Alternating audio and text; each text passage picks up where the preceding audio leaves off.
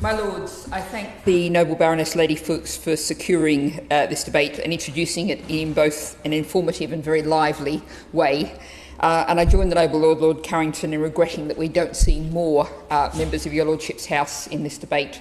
Perhaps if I point out that there were excellent briefings from the Wildlife Trust, Bug Life and the NFU, that might encourage a few more to engage next time. I had cause this morning to be reminded that on the 1st of November I'll have an oral question on the importance of philosophical education at all levels of education for critical thinking.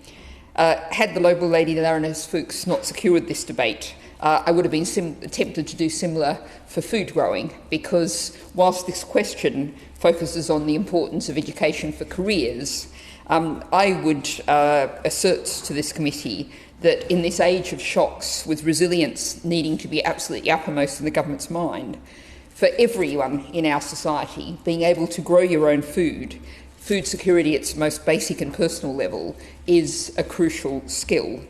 This truly would be education for life, not just exams.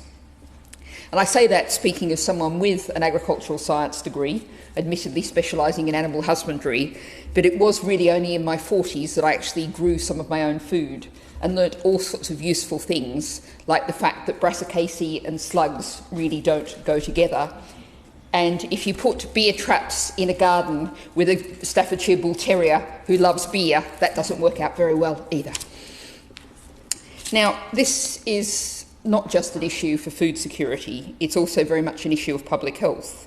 In 2018, only 28% of adults were eating the recommended five portions of fruit and vegetables today, the average being 3.7. In 2018, only 18% of children aged 5 to 15 were eating 5 standard portions of fruit and vegetables a day. Horticulture is very much a public health issue. And indeed, this is recognised in the National Food Strategy, where there's a target of a 30% increase in fruit and vegetable consumption by 2032. But that raises a key question. Where are these fruit and vegetable crops going to come from? And one aspect that hasn't been touched on yet is the potential for urban horticulture, which is largely overlooked in the National Food Strategy. However, it was historically important. In the UK, during the Dig for Victory campaign, 18% of fruit and vegetables that the population ate were grown domestically in allotments and gardens. And now, with more than 84% of the UK population living in cities and towns, this is an area we really need to look at, and that requires education. A study in Sheffield, admittedly a very green city, showed that if domestic gardens, potential and existing sites for allotments and community gardens were utilised, Sheffield could be 122% self-sufficient in vegetables and fruit. And I note that education here doesn't necessarily have to be in a formal context. I would credit the organisation Incredible Edible with having done an enormous amount. Now there's more than 100 groups in the UK and many around the world educating people in food growing through informal elements. But when we're talking about education for commercial growing, I want to focus too on the excellent work done by the Kindling Trust in Manchester. And it, and indeed figures from the Royal Horticultural Society showing what its number of applicants for its work-based training programs had reached the highest numbers in decades. There is a huge demand for people who want to get into horticulture. But many of them, rather than simply seeking a job in horticulture, seek to set up their own small business, seek to join a cooperative of a small number of like-minded people to produce vegetables and fruit. And doing that requires one crucial issue, which is access to land. And access to land to be able to start those small businesses, for people to develop those skills, is an underlying huge pressing issue that desperately needs to be addressed. And I would suggest that we need to think about the human resources. We've long been stuck in the idea of thinking, oh, we've got to find people jobs. Well, that thinking is being turned around in all sectors. We were just earlier today in your Lordship's House talking about the shortage of people for the social care sector. Human resources, human time, energy and talents are a scarce resource. we need to use them well, and horticulture is a space where we can use people's time, energy and talents well.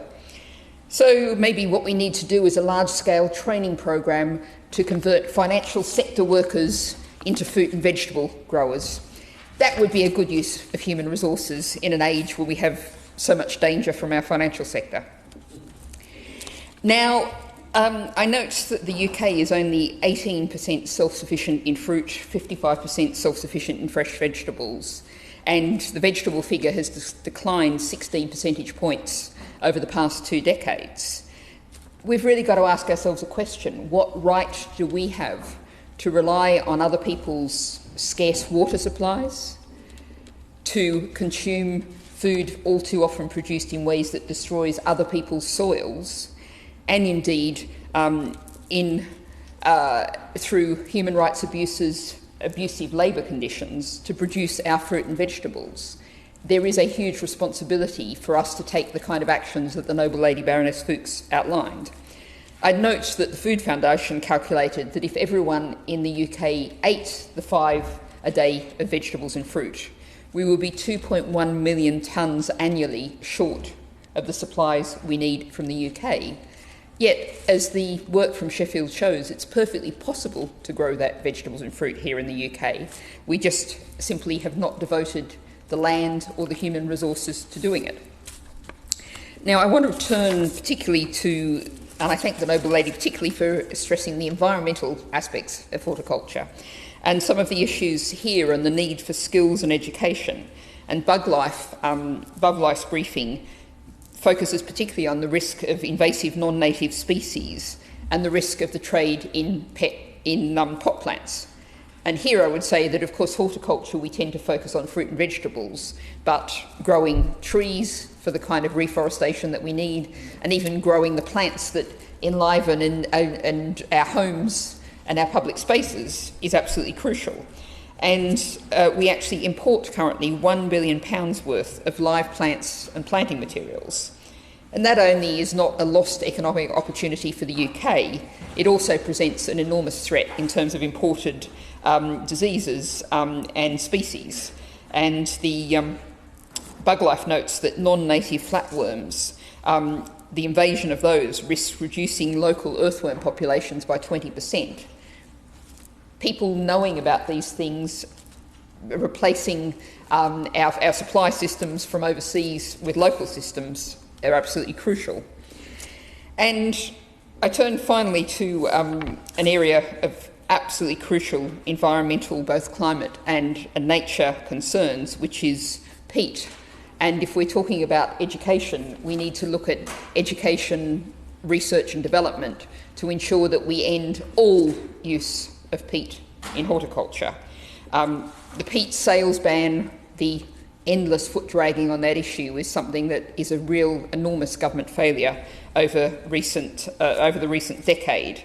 And just as an example of the positive alternatives, I note that Dalefoot compost, which takes 100% of its inputs from the Lake District, including bracken, sheep's wool and comfrey, this is an agroecological approach to producing inputs for our horticultural sector.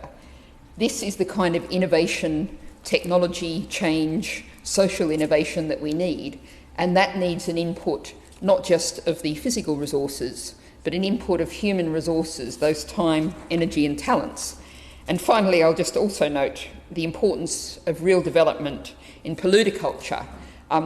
The peatlands, even if we leave the soil sitting there, we must not allow them to dry out, and we can be growing fruit and vegetables, different fruit and vegetables, different diversity of crops on those land if we put the human resources in. My thoughts,